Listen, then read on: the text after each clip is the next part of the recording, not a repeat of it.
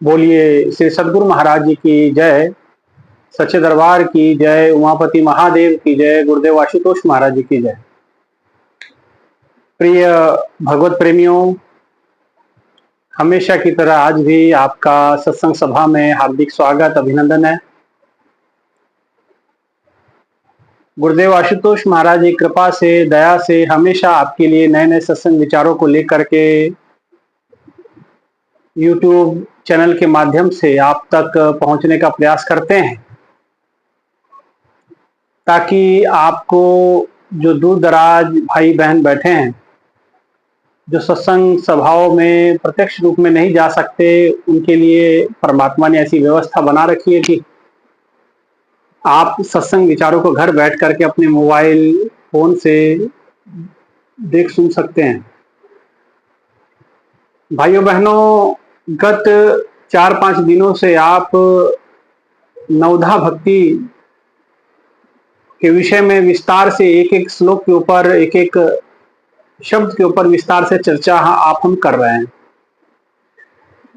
आशा उम्मीद है कि आपको इन विचारों को जो सार जो समझाया जा रहा है वो समझ में आ रहा होगा। भाइयों बहनों, भगवान जब धरती पे आते हैं, वो जब किसी को उपदेश करते हैं तो वो उपदेश सभी के लिए होता है। उसमें मैं भी हूं, आप भी हैं, इस जड़ जीव का, संसार चर अचर का, सभी जीवों के लिए वो बात है। और भगवान ने जो सार गर्भित बातें, सार गर्भित उपदेश नवधा भक्ति के माध्यम से माता शबरी के समक्ष रखे, ये बहुत बड़ा उपकार उन्होंने मानव समाज, मानव सभ्यता पे किया, भक्तों पे किया, जिनसे वो प्रेम करते थे उनके लिए किया। माता शबरी उस भक्ति के पथ की, उस धैर्य की, सब्र की वो सीमा है, पराकाष्ठा है। और उसके समक्ष ऐसे शब्द भगवान ने कहे हैं जो समस्त मानव जाति के लिए प्रेरणा है। अगर रामायण को शॉर्ट में समझना चाहते हैं तो नवधा भक्ति को समझ लें, राम जी आपको समझ में आ जाएंगे।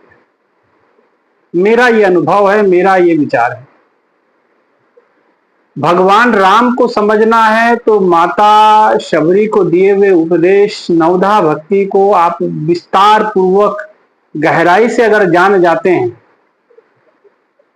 तो मुझे लगता है कि आप रामायण के अच्छे खासे ज्ञाता हो सकते हैं, राम जी के अच्छे खासे ज्ञाता हो सकते हैं। हालांकि भगवान का कोई और छोर नहीं है।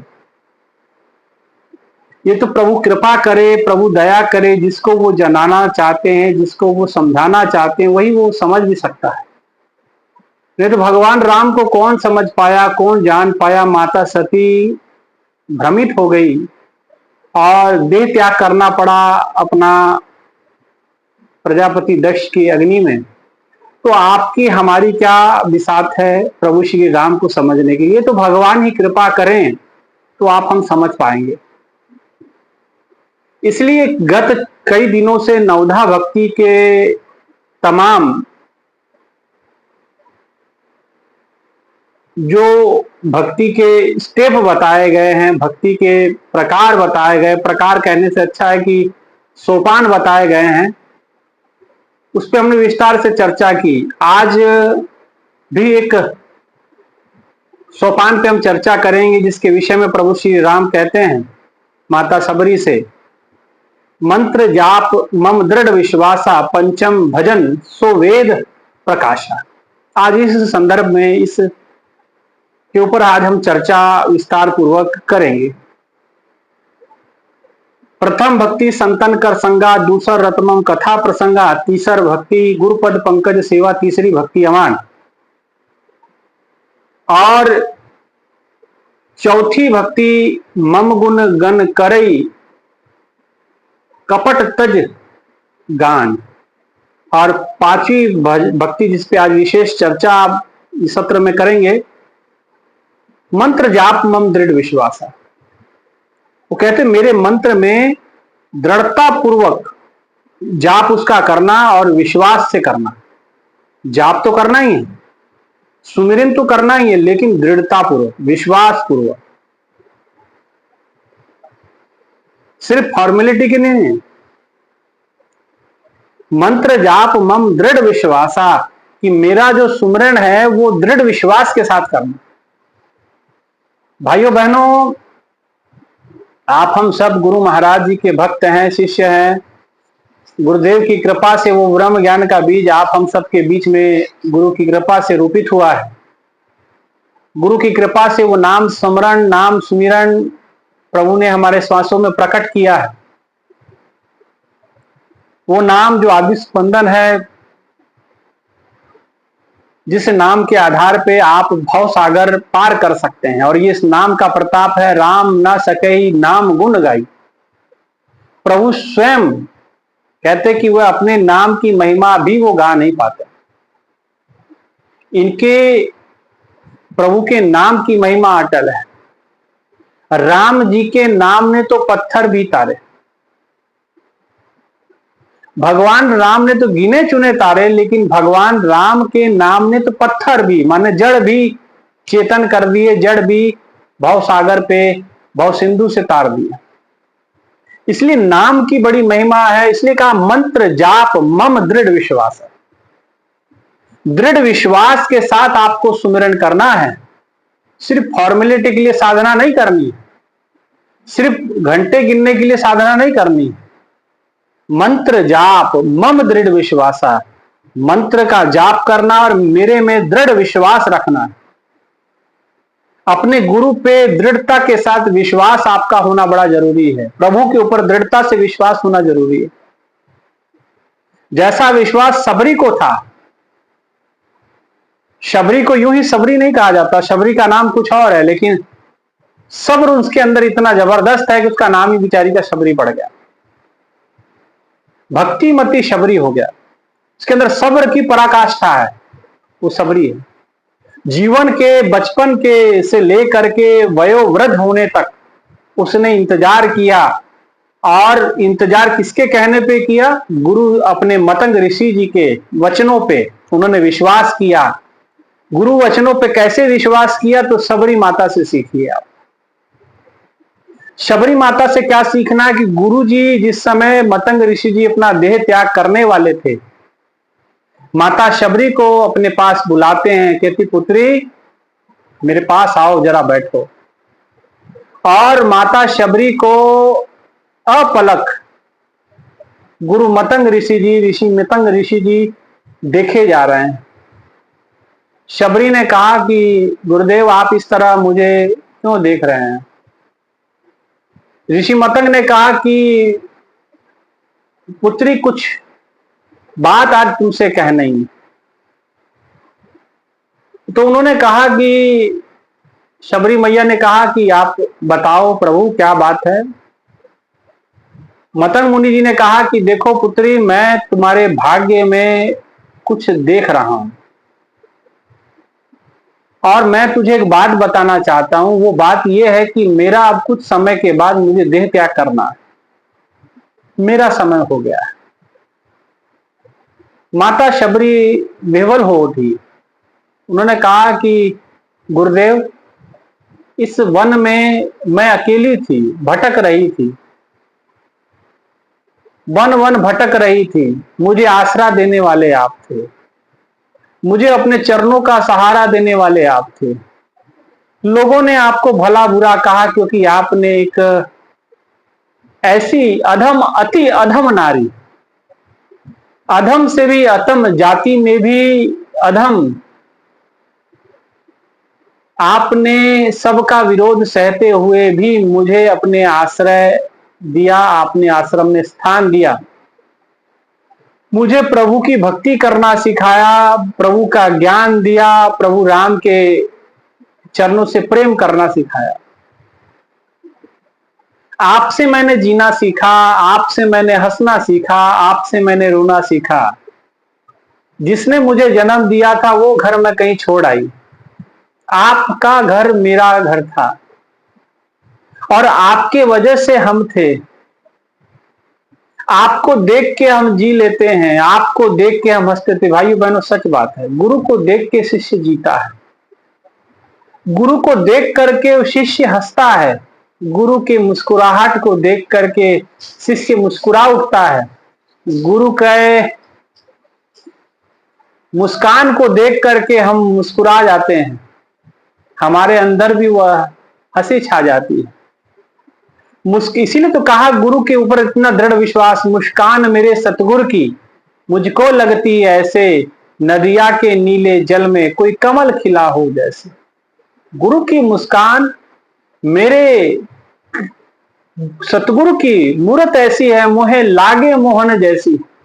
मेरे गुरु की जो मूरत है मोहन के जैसी है, मोह लेने वाली है। और आज सबरी के भी इसी प्रकार के भाव है। कहने लगे गुरुदेव आपको जी कर देख करके तो जीना सीखा है, आपने जीना सिखाया, हंसना सिखाया, गाना रोना सिखाया, प्रभु की भक्ति बंदगी दी, और इस अवस्था में आप मुझे लेकर के आए, और आज आप मुझे छोड़ करके अचानक जा रहे हैं। बोले हाँ। मतंग मुनि जी ने कहा कि हाँ पुत्री, जाना तो सबको पड़ता है, आया है सो जाएगा, राजा रंक फकीर, एक सिंहासन चढ़ चले एक बंधे जाए जंजीर। जाना सबको पड़ता है, आज मैं जा रहा हूं, कल तुझे जाना पड़ेगा।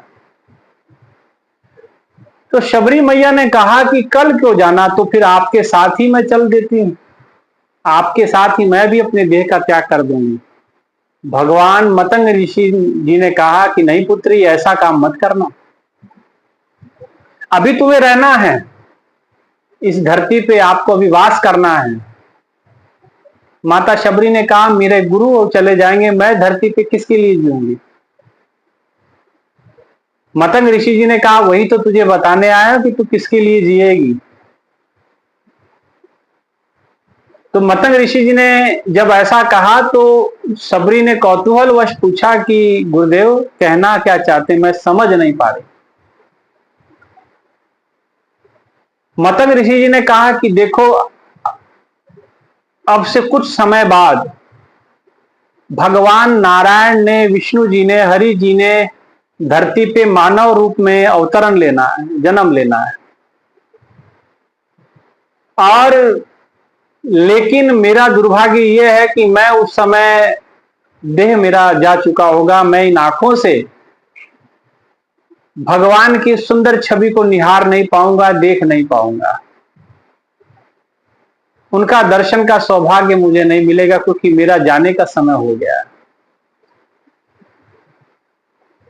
लेकिन एक बात जो मैं तुझे कह रहा हूं, ये मंत्र मान करके दृढ़ता के साथ अपने आत्मा में बांध ले।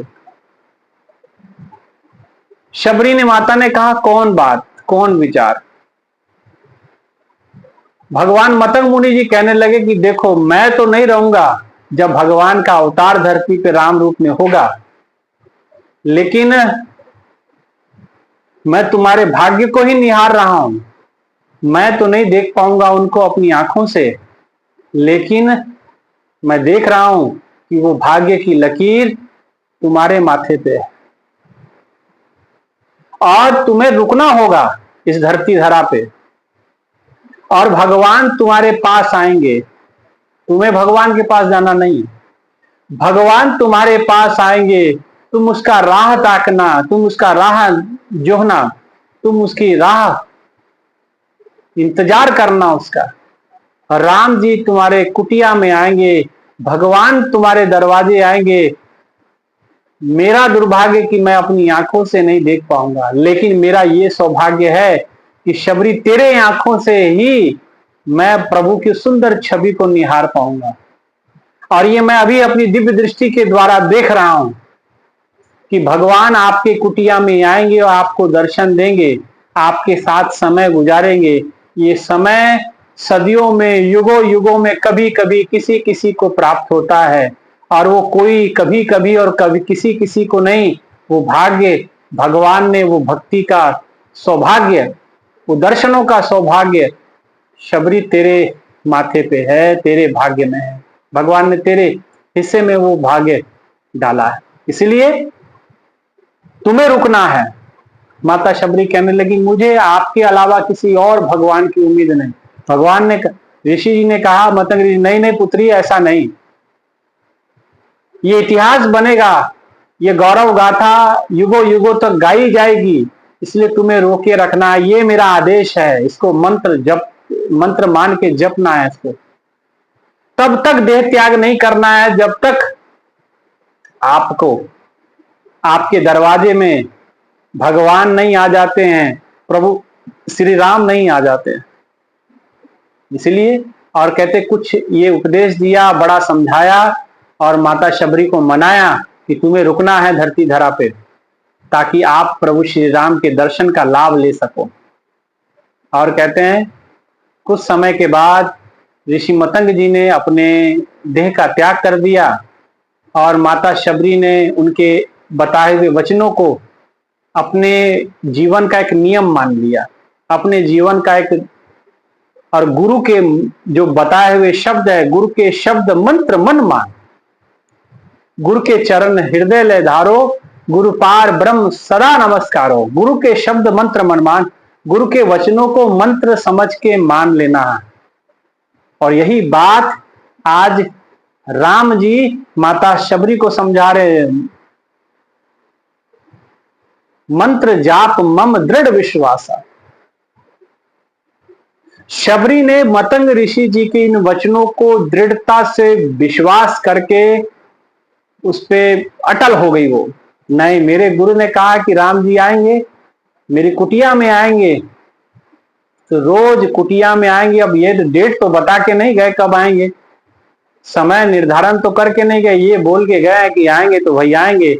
और उसने अपने जीवन की उस उम्र से लेकर के बुढ़ापे तक प्रभु श्री राम के लिए रास्ता रोज फूल चुन के लाती, रास्ते में बिछाती कि यहां से प्रभु आएंगे। कुटिया को बुहारती, कुटिया को लिपती, कुटिया में रोज गोबर का लेपन करती, सुंदर सुंदर महक वाले फूल लगाती कि राम जी मेरी कुटिया में आएंगे, भगवान मेरी कुटिया में आएंगे। भाइयों बहनों, शबरी माता ने मतंग मुनि माने अपने गुरु के उस वचन को मंत्र जाप मम दृढ़ विश्वासा, इसको सार्थक किया। उन्होंने उनके वचनों पे दृढ़ता पूर्वक विश्वास किया और जीवन के अंत समय तक उन्होंने इंतजार किया। और राम जी आ गए कुटिया में उनके। आज उनके जो विश्वास था वो पूर्णता को प्राप्त हो गया। तो भाइयों बहनों, ऐसा ही विश्वास भगवान कहते कि आप जब साधना करते हैं तो आपको भी मंत्र जाप मम दृढ़ विश्वासा, आपको अपने जाप प्रभु के सुमरन पे भी दृढ़ता पूर्वक विश्वास करना है, दुविधा पूर्वक विश्वास नहीं करना। किसी ने सुंदर भजन गाया, दुविधा में दो गए माया मिली ना तुझको राम। दुविधा में कुछ नहीं मिलता है। प्रभु की भक्ति सुबह के जैसी, माया है एक ढलती शाम, और दुविधा में दो गए माया मिली ना तुझको राम। भाइयों बहनों, प्रभु की भक्ति सुबह के जैसी, प्रभु की भक्ति सुबह के जैसी होती है। सुबह में जैसे सूरज उगता है, प्रखर होते जाता है, और माया है एक ढलती शाम। जो माया है वो डाउन होती है, सूरज डूबता है, ढलता सूरज है। माया हमको ढला देती है, गिरा देती है, बिगाड़ देती है, प्रभु के मार्ग से भटका देती है। और दुविधा में, अगर दुविधा में रहे, दुविधा में दो गए माया मिली ना तुझको राम। इसलिए दुविधा में रहेंगे तो ना आपको प्रभु ही मिल जाएंगे, ना माया के ही भक्त हो पाएंगे, है ना। इसलिए आपको मंत्र जाप मम दृढ़ विश्वासा, पंचम भजन सो वेद प्रकाशा, जिसकी गवाही वेद देते हैं। वेद जिस जानने के बारे में कहते हैं, जिसके बारे में वेद प्रकाशित हैं, जिस राम जी की महिमा को वेदों ने गाया है, वेदों ने सुना है, वेदों ने जिया है, और जिसके बारे में वो प्रकाशित कर रहे हैं वो रहस्य, उस मंत्र को, उस गुरु के मंत्र को दृढ़ता पूर्वक आपको जपना है, सुमरन करना है, साधना करनी है दृढ़ पूर्वक। ऐसा नहीं कि दुविधा में या इस प्रकार से नहीं कि भाई बेमन से, वो कहते नहीं, मंत्र जाप मम दृढ़ विश्वास, दृढ़ विश्वास के साथ। इसलिए जिस समय गुरुदेव की कृपा से आपको ज्ञान दीक्षा दिया जाता है तो नाम स्मरण के बारे में जब समझाया जाता है कि नाम स्मरण हर समय करना, चलते फिरते भी नाम स्मरण किया जा सकता है। भगवान कृष्ण अर्जुन कहते हैं युद्ध भी कर और सुमिरण भी कर, तो युद्ध कर और सुमिरण भी कर। तो युद्ध में जो किए हुए सुमिरण है वो आपके कर्मों को पाप कर्म में बदलने नहीं देंगे। वो कर्म जैसे कहते कि इसको दूसरे तरीके से समझिए, जैसे आप धान अगर खेत में डालते हैं तो वो उगता है ना, उससे और पौधा तैयार हो जाता है, फसल तैयार हो जाती है। लेकिन धान से क्या निकलता है? चावल निकलता है। और आप उस चावल को अगर खेत में डाल देंगे तो चावल उगेगा नहीं, क्योंकि उसमें उगने की क्षमता खत्म हो गई। उगता किससे? जब तक उस धान के रूप में रहता। धान से जिस समय वो चावल के रूप में परिवर्तित हो गया तो वो उग नहीं सकता, पौधा नहीं बन सकता। हाँ, धान रहेगा तो वो पौधा बन सकता है, पौध तैयार हो सकती है। तो प्रभु का नाम सुमरण क्या है? आपके कर्मों को वो बढ़ने नहीं देता आगे, वो आगे बीज को पल्लवित नहीं होने देता। कौन से बीज को? जो आपके बुरे कर्म है उसको खत्म करता है, और जो आपने ऐसे कर्म कर चुके हैं, ऐसे जो बीज डल चुके हैं जिससे आपको दुख होने वाला है, तकलीफ होने वाली है, ऐसे तमाम कर्मों को वो स्वाहा, उन बीजों को वो स्वाहा कर देता है, उसको अकर्मण्य में बदल देता है, माने उसको उसके उगने की क्षमता को खत्म कर देता है, माने वो फल देने के लिए तैयार ही नहीं होंगे, है ना। इसलिए भगवान कृष्ण अर्जुन को कहते हैं कि अर्जुन तो युद्ध भी कर, सुमरण भी कर। और एक जगह और भी कहते हैं कि ज्ञान अग्नि सर्व कर्माणी भस्मसात कुरुते, तथा जो वेद प्रकाश की बात कर रहे हैं भगवान राम, ये भगवान कृष्ण भी वही बात कह रहे हैं कि ज्ञान अग्नि सर्व कर्माणी भस्मसात कुरुते, तथा कि ज्ञान की अग्नि आपके सारे कर्मों को जला के भस्म कर देती है। प्रभु श्री राम इसी संदर्भ में ये बात को कह रहे हैं, और कृष्ण जी भी इसी संदर्भ, एक ही संदर्भ है, समझाने का समय स्थिति परिस्थिति अलग है। कि ज्ञान की अग्नि माने जब आप साधना करेंगे, माने जब आप सुमरण करेंगे, तो आपके अंदर जो वेद प्रकाश है, माने जो परम प्रकाश रूप दिन राति नहीं कछु चाहिए दृया घत बाती, जिस प्रकाश को जलाने के लिए किसी दिए घी बाती की आवश्यकता नहीं है, तो वो प्रकाश आपके उन बीजों को, उस कर्मों के बीजों को जला के सर्व ज्ञान अग्नि सर्व कर्मानि भस्मसात कुरुते, तथा वो सारे कर्मों को जला के भस्म कर देती है। ये सुमरण में पावर होता है। इसलिए कहा मंत्र जाप मम दृढ़ विश्वासा। आपके कर्मों को कोई काट सकता है तो वो सुमरण काट सकता है। दृढ़ता पूर्वक सुमरण कीजिए, विश्वास करके सुमरण करना है। इसीलिए कहा गुरु गोविंद सिंह जी कहते हैं, देह सिवा बर मोह ये शुभ कर्म न ते कबहू न डरू, अरसू जब चाहे लड़ू निश्चय कर अपनी जीत करो। निश्चय का मतलब दृढ़, वही बात, मंत्र जाप मम दृढ़ विश्वासा, निश्चय करूं, निश्चय से अपनी जीत करूं। गुरु गोविंद सिंह जी भी वही बात कह रहे हैं, लेकिन संदर्भ अलग है, कहने का जो समय स्थिति है, परिस्थिति अलग है, कहीं और खड़े हैं। इसलिए देह सिवा बर मोह ये शुभ कर्म न ते कबू न डरूं, अरसू जब चाहे लड़ूं निश्चय कर अपनी जीत करूं। निश्चय और यहां दृढ़ विश्वास कहा गया, दृढ़ कहा गया बात को, वो एक ही बात है। गुरु गोविंद सिंह जी ने निश्चय कहा और राम जी ने यहां दृढ़ विश्वास क्या। भगवान कृष्ण इसको ज्ञान अग्नि के साथ जोड़ते हैं, ज्ञान अग्नि सर्व कर्मानि भस्मसात करते हुए था। और यही बात भगवान जो माता शबरी को नवधा भक्ति के अंतर्गत पांचवा जो उपदेश देते हैं, मंत्र जाप मम दृढ़ विश्वास, पंचम भजन सो वेद प्रकाशा, जिसके बारे में वेद प्रकाशित होते हैं, जिसकी बात हमारे ग्रंथ कहते हैं, वो सुमरण। ऐसा सुमरण नहीं, कई लोग माला जपते हैं, ठीक है, माला में भी देखिए विश्वास अगर हो तो पत्थर में भी भगवान हो सकता है। प्रहलाद जी का विश्वास था तो खंबे से भी भगवान निकला, तो ऐसा विश्वास होना चाहिए। माला ठीक है जपते, माला भगवान का नाम सुमरण कर सकते हैं आप, लेकिन वो आदि नाम नहीं है, आदि स्पंदन नहीं है।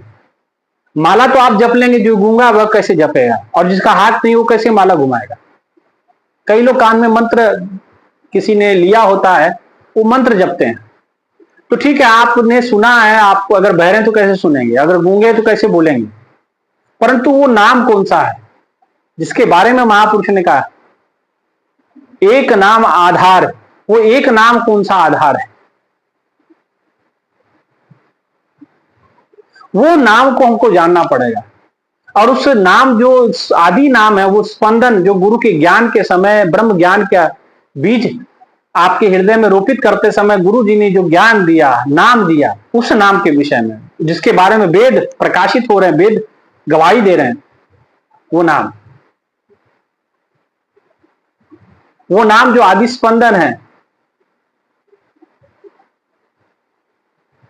जो नाम की महिमा गणेश जी ने जानी, प्रथम पूजियत नाम प्रभाव, महिमा जाकी जान गण राउ, प्रथम पूजियत नाम प्रभाव, जिसके कारण से उस नाम के प्रभाव से गणेश जी प्रथम पूजनीय बन गए। कैसे? उन्होंने दृढ़ता से उस नाम का सुमरण किया, जाप किया। महामंत्र जो जपत महेश, वही महामंत्र, वही राम जी का नाम, वही आदि नाम, वही श्वासों के अंदर सुमरण, महामंत्र जो जपत महेश, उसी महामंत्र का जाप महेश जी कर रहे हैं। महामंत्र जो जपत महेशु, काशी मुक्ति हेतु उपदेशु, काशी में मुक्ति का जो उपदेश दिया गया, महिमा जाकी जान गणराव, जिसकी महिमा को गणेश जी ने जाना, प्रथम पूजियत नाम प्रभाव, उस नाम को पहले पूजनीय कहा गया है ना। तो इसलिए कहा उस नाम के ऊपर महामंत्र, उस मंत्र जाप मम दृढ़ विश्वास, उस मंत्र पे विश्वास करके, दृढ़ विश्वास करके, जैसे द्रौपदी ने जब चारों तरफ से आसरा देख लिया, कुछ नहीं हुआ, और फिर आंखें बंद कर ली और दृढ़ता पूर्वक आंखें बंद करके अखी मीठ ध्यान धर, हा कृष्ण करे बिरलाती, आंखें बंद हो गई। अब श्वासों श्वास सिमरो गोविंद और मन अंतर की उतरे चिन्ह, अब श्वासों के अंदर में गोविंद गोविंद सुमरण करने लगी, श्वासों श्वास वो सुमरण, प्रभु का नाम स्मरण करने लगी और उसके मन की चिंताओं को हर लिया। भाइयों बहनों, ऐसा दृढ़ता पूर्वक उसने सुमरण किया कि भगवान को नियम बदलते देखा। भगवान आज शरीर रूप में जन्म लेते देखे थे, लेकिन आज वस्त्र अवतार भगवान को हो गया और कई घंटों तक साड़ी खींची गई, वस्त्र खींचा गया, लेकिन द्रौपदी को नग्न नहीं कर पाया धर्मी लोग, दुशासन, सब लोग ताक रहे हैं और भगवान ने सबको नग्न कर दिया, लेकिन अपने भक्त को नग्न नहीं होने दिया। ऐसा विश्वास करके जब नाम सुमरण करेंगे, जैसे द्रौपदी ने किया भरी सभा में, और तब उसको नाम की महिमा जान समझ पे आई। और गुरबानी में इसीलिए लिखा गया पंचाली, मतलब द्रौपदी, पांचाल नरेश की पुत्री तो पांचाली भी कह जाते थे। तो गुरबानी में आता है पंचाली को राज सभा में राम नाम सुधि आई, प्रभु के नाम की सुध उसको आई कहां, उस मंत्र का सुध उसको कहां बैठी, कब उसको समझ आई? राजसभा में राम नाम सुधि आई, पंचाली को राजसभा में। तो पंचाली को, द्रौपदी जी को राजसभा के अंदर भगवान के नाम का प्रभाव समझ में आया। इसीलिए भगवान कहते हैं कि मंत्र जाप मम दृढ़ विश्वासा, और दृढ़ विश्वास के साथ तो पंचम भजन सो वेद प्रकाशा, उसको दृढ़ विश्वास के साथ जपना है और उसका भजन सुमरण करना है। और ये वेद उसके बारे में कहते हैं, पंचम भजन सो वेद प्रकाश, ठीक है। ये उसके बारे में विस्तार से मैं आज इसी के ऊपर चर्चा कर रहा हूं आपसे।